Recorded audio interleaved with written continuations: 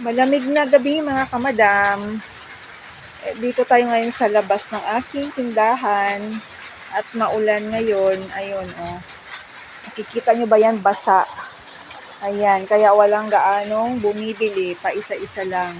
Baka maaga tayong magko-close kasi maulan. Siguro may bagyo. Ito yung ating tindahan. Yung aking upuan nilagay ko dyan. Kasi nababasa siya. Ayun, marami na siyang bungi-bungi. Ayan, dami. Dami ko nang bibilhin. O, may sideline yan, patimpla ng kape sa mga gusto magkape. Dahil may construction dito, hindi nasisiro yung ating timplang kape sa mga manggagawa sa ating kalsada.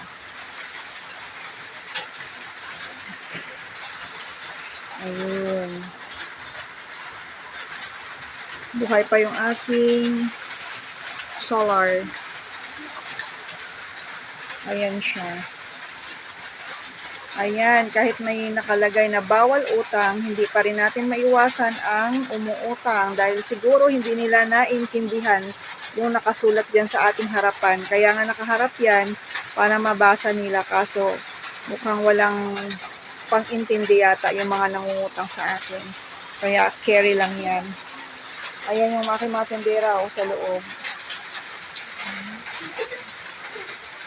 Hi! Yan yung aking mga tendera. Tendera kumakain ng aking paninda. Ubos na. Kasi walang bumibili. Ayan. At saka, stress ako ngayon dahil yung iniiwasan ko na makatanggap ng piki na pera, oh my God, it's happened.